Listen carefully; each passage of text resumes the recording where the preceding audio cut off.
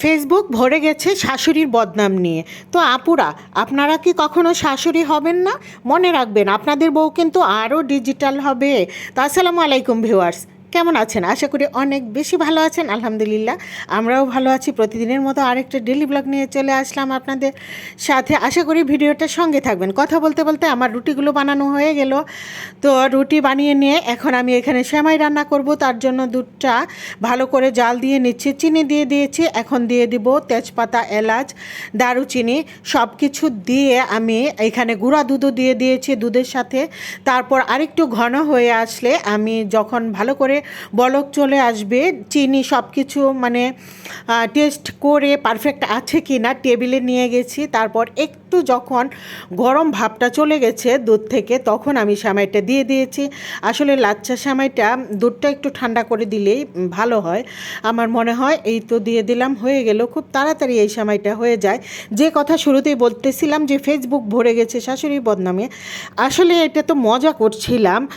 মজা না, অনেকটা ভাবনারও বিষয় যে আমাদের দিন তো পার হয়ে গেছে, এখন আসছে ডিজিটাল যুগ। এই যুগের বউরা, আমাদের ছেলের বউরা যে কীরকম হবে তা আল্লাহ পাকে জানে। যাই হোক, সব কিছু আল্লাহ পাকের ইচ্ছা। এখানে আমি চিংড়ি মাছ রান্না করে নিচ্ছি। মশলার মধ্যে চিংড়িটা কষিয়ে নিয়ে ধুন্দুল সবজি রান্না করব। তো ধুন্দুল সবজির জন্য খুব অল্প মশলা, হালকা মশলা দিলেই ভালো হয়। আমি খুব হালকা মশলা দিয়েছি। এখানে হলুদ গুঁড়া, মরিচ গুঁড়া আর দিয়েছি পেঁয়াজ বাটা, আর কোনো মশলা দিই নাই।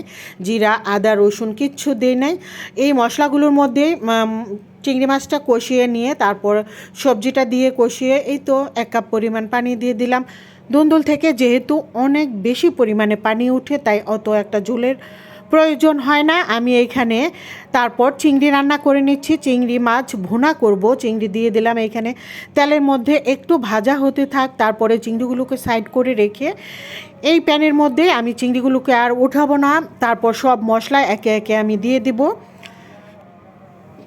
আসলে চিংড়ি মাছ যেভাবে রান্না করা হয় ওইভাবেই মজা লাগে। খুব বেশি একটা মশলা আমি দিই না চিংড়ি ভুনায়।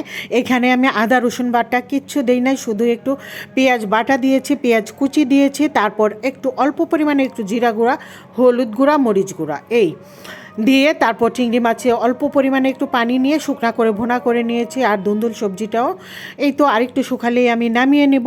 আর আজকে খুব সকাল সকাল আমি দুপুরে রান্না করে নিয়েছি। যাই হোক, যে কোনো কারণেই হোক, আমি নাস্তা করার আগেই রান্নাটা শেষ করে ফেলেছি। তো রান্না শেষ করে এখানে হচ্ছে রুটি আর হচ্ছে ভুড়ি, কালকে ভুড়ি রান্না করেছিলাম, এই দিয়ে এখানে রুটি খেয়ে নিচ্ছি। তো আজকের রুটিটা ছিল আমার চালের আটা আর হচ্ছে আটা, 2 ধরনের আটা মিলিয়ে রুটি বানিয়েছিলাম। রুটিগুলো বেশ মজা হয়েছে খেতে। আজকের ভিডিও আমার এই পর্যন্তই। সবাই ভালো থাকবেন। আল্লাহ হাফেজ।